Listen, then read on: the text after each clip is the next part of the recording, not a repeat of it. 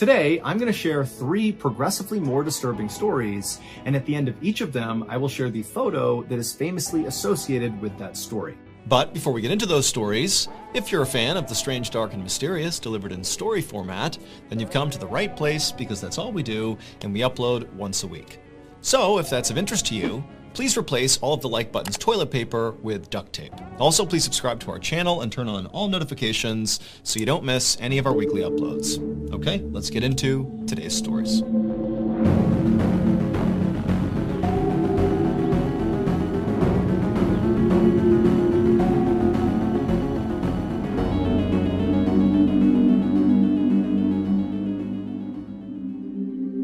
At 1 p.m. on November 2nd, 2020, an older man named Marcel Terray stood in his backyard hanging damp clothes on a clothesline.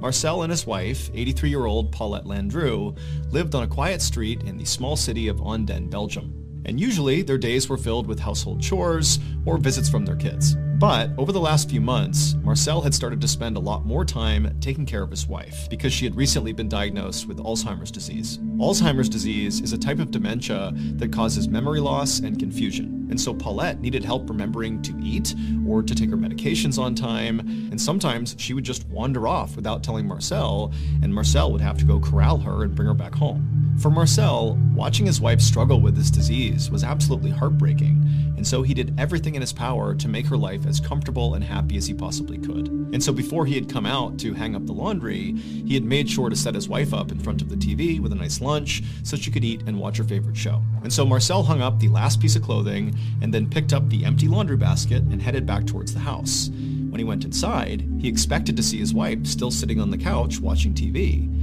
but she wasn't there anymore. Marcel immediately began calling out his wife's name, but she didn't call back. And then he searched the whole house and he couldn't find her. And so starting to panic, he went outside, he searched the outside of the house, she wasn't there. He even knocked on some neighbors' doors, but they hadn't seen her. And so at this point, Marcel was very scared, given the fact that his wife had Alzheimer's and could easily wander off and put herself in a very dangerous situation without even knowing. And so instead of waiting any longer to just hope she showed up again, he picked up the phone and he called the police. Less than an hour later, Marcel stood outside of his house looking at helicopters flying overhead, and he knew at least half a dozen officers were spread out around the neighborhood, knocking on neighbors' doors. There were canine units searching the surrounding area. This huge search, it was all for Paulette. Marcel was glad to see that clearly the police had taken the search very seriously, and so he was confident that they would find his wife and that hopefully she'd be okay. But the hours kept ticking by, and as the sun began to go down, there still was no sign of Paulette. A police officer told Marcel that they would keep on investigating and hopefully find his wife as soon as possible. But over the next few days and weeks, Paulette didn't turn up, nobody had any idea where she was, and before long, weeks turned into months, and then months turned into 2 full years that nobody had seen Paulette. And by that point, Marcel had basically resigned himself to the fact that he very likely would die without ever figuring out what happened to his wife. But then, one day in early October of 2022, so 2 years after Paulette went missing, one of Marcel and Paulette's neighbors was at home on their computer looking at a particular website. And as they were scrolling through this website, they happened upon an image that as soon as they saw it, they froze. Because this neighbor was very well aware of the fact that Paulette had gone missing and nobody had found her. But now they're seeing this image on this website that basically gives away what happened to her. And so totally shocked that they had even found this image, the neighbor screenshotted it and brought it to the police. So it would turn out that neighbor was looking at Google Street View, which is a feature of Google Maps that basically allows you to see 360-degree views of basically anywhere on the planet. To create these images, Google literally sends out these special vehicles all over the world that have cameras that sit on top of the cars. And these cars drive down basically all the streets all over the place, constantly taking pictures all around them. And it just so happened on the exact day that Paulette went missing in 2020, there happened to be a Google car driving down the road that captured a picture of her. And so as you can see in the picture of her, you see Paulette on the left side of the image walking across the street away from her home, which is on the right side. And on the right side, you can actually see Marcel in the backyard hanging up laundry on the clothesline. And so the police, after getting this image, they basically followed the projected route Paulette was on, which is basically beelining straight across the road, and they found that across the street was this steep hill that led down to this thick bramble bush. and inside of that bramble bush was Paulette, and she was deceased. And so very likely, Paulette, in her confused state, walked straight across the street, as we see in the image, and then fell down that hill and got trapped at the bottom inside of that bramble bush and couldn't move. And so when that huge search for her was going on, very likely she was just trapped down there, but didn't understand what was going on, couldn't necessarily yell up to communicate with anybody, and so she stayed down there and died. And unfortunately, it would take 2 more full years and a random image on Google Street View before Marcel could finally get the closure he needed.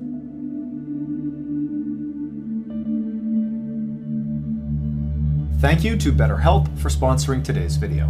I've talked a lot about how therapy really helped me when I left the military in 2017.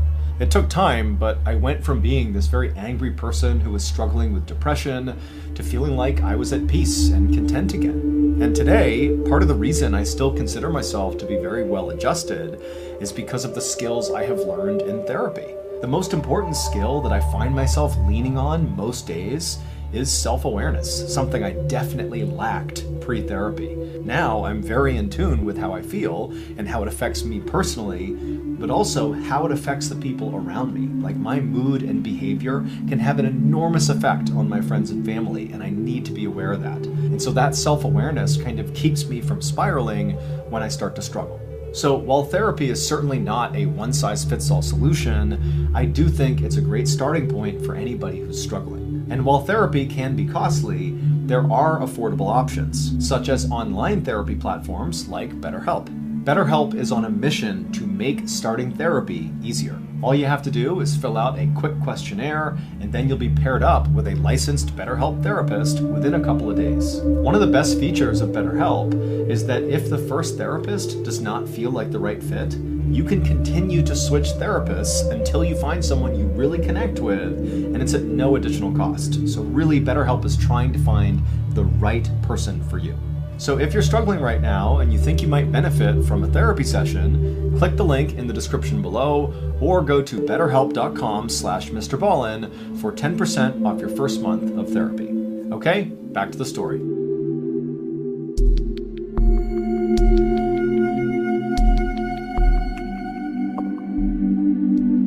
Around 10 a.m. on July 26, 2015, a 31-year-old mom named Xiang Lu Xuan and her husband chased their 2-year-old son around a brand new indoor playground. This playground was on the 6th floor of a mall in Jingzhou City, which is in central China.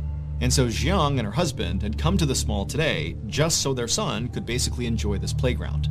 And currently he was running around in circles and laughing hysterically. He thought it was great.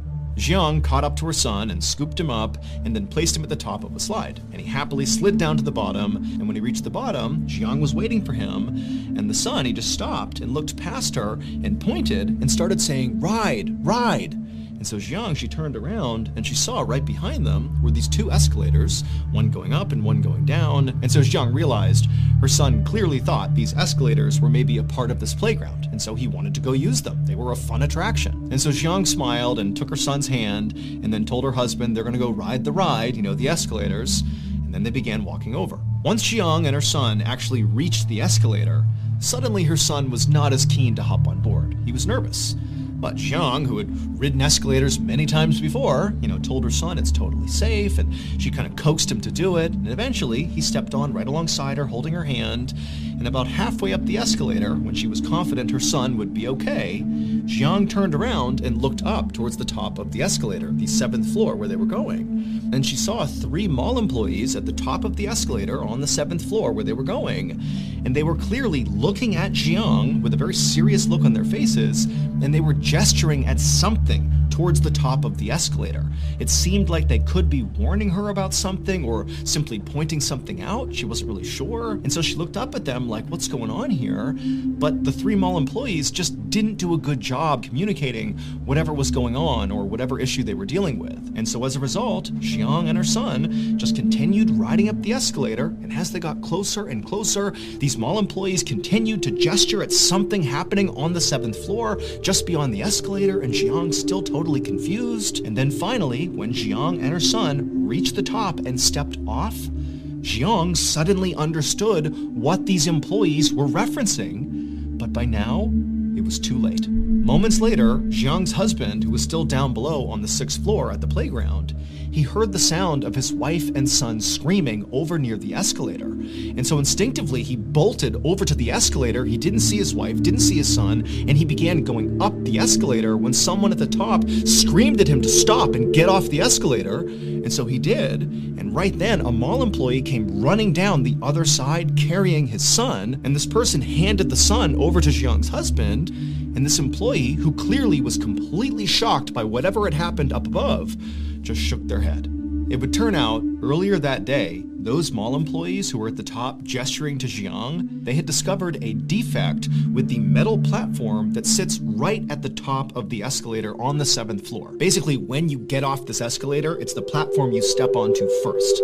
They had found there was something wrong with it. It wasn't stable. But instead of immediately blocking off the escalator to make sure nobody walked on it and then go get it repaired, these employees just kind of nonchalantly allowed the escalator to continue, stationed a couple of them at the top to make sure nobody, used the escalator, and then called for a repairman.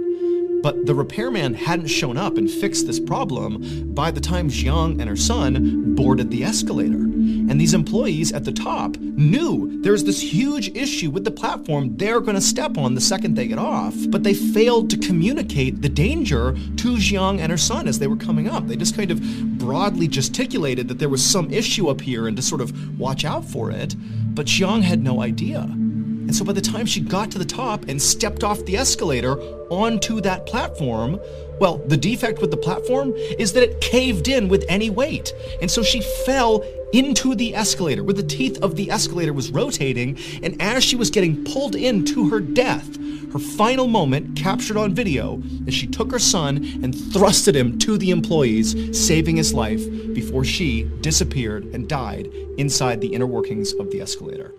Following Jiang's death, there was a full-scale investigation, and quickly there were massive safety failures identified on the part of the company who made the escalator and also on the mall itself. 2 people were ultimately arrested in connection with Jiang's death and these safety failures, and the mall reportedly offered to pay some settlement to Jiang's family. However, the details of that settlement have not been made public.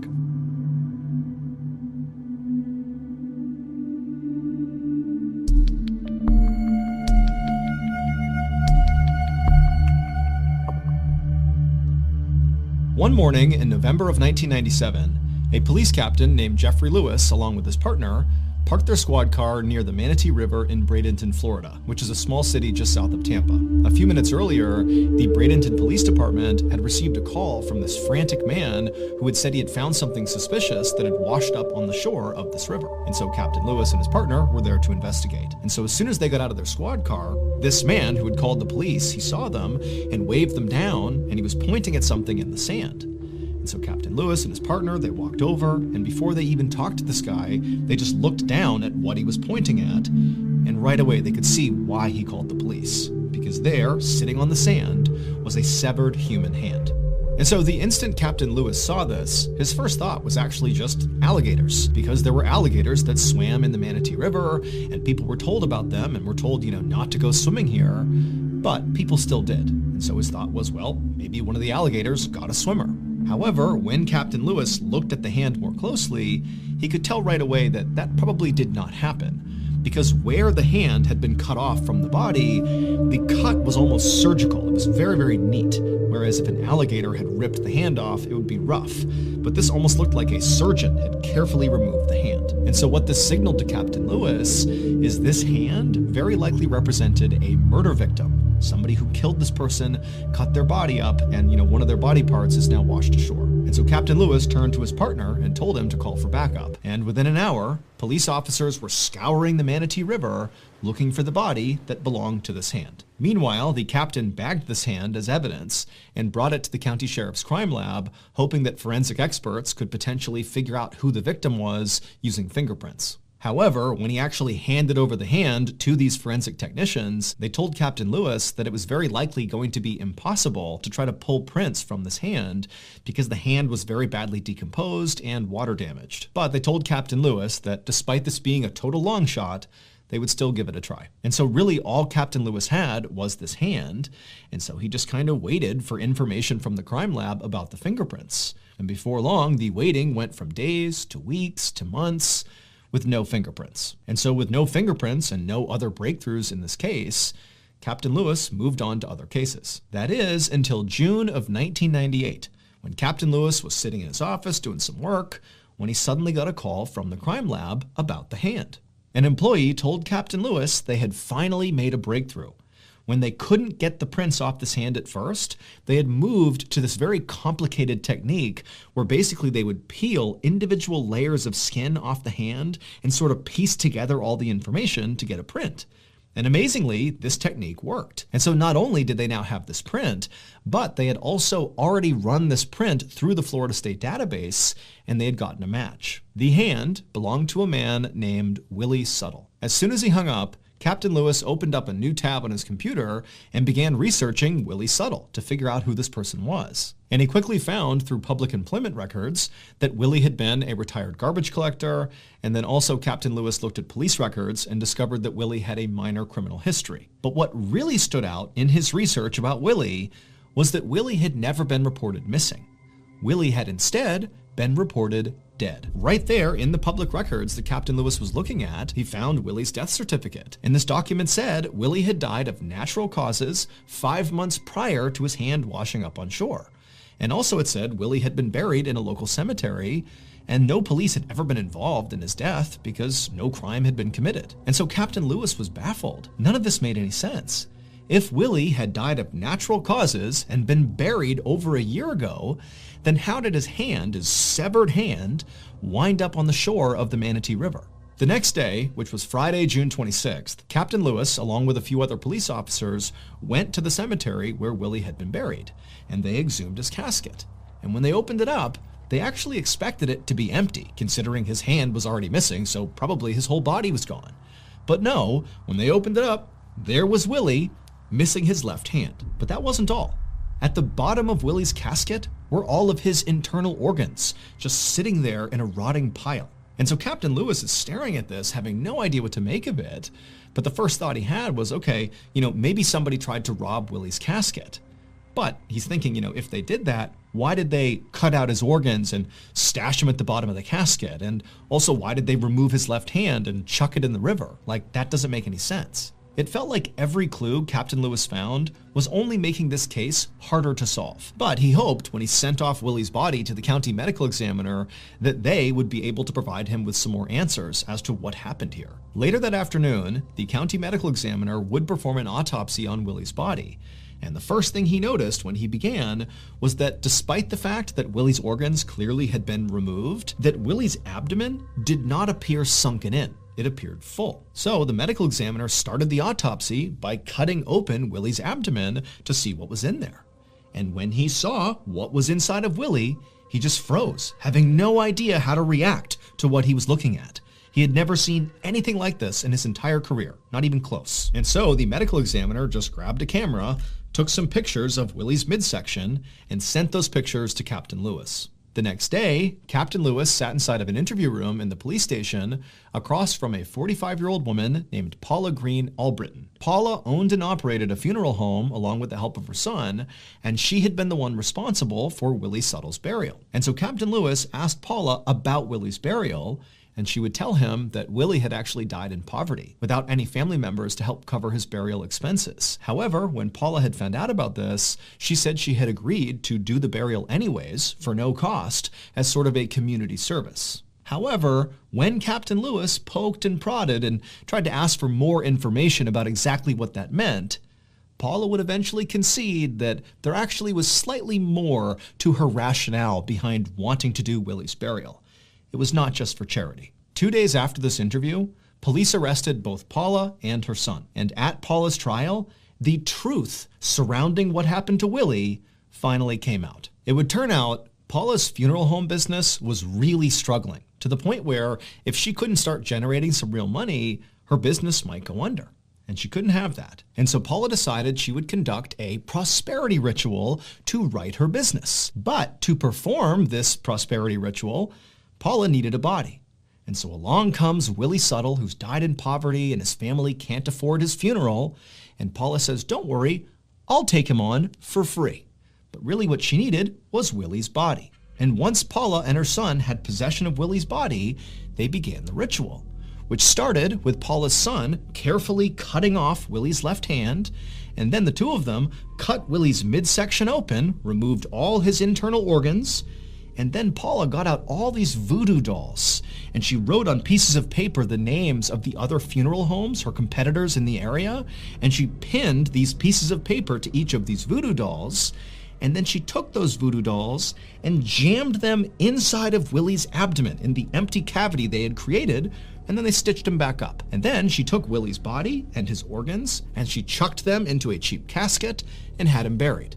And then she also took the hand that her son had removed, she put it inside of a plastic bag, added some weight to it, and chucked it into the Manatee River. Paula believed this voodoo ritual would literally cause the owners of the other funeral homes, whose businesses she wrote down on the dolls and jammed inside of Willie's body, that this ritual would literally cause all of them to be struck down and killed, putting their businesses out of business, thereby leading to her business prospering once again. However, none of these things came to fruition. The ritual did not work the way Paula intended it to. Instead, the hand that she had thrown into the river ultimately washed ashore, and before long, the police figured out what Paula and her son had done.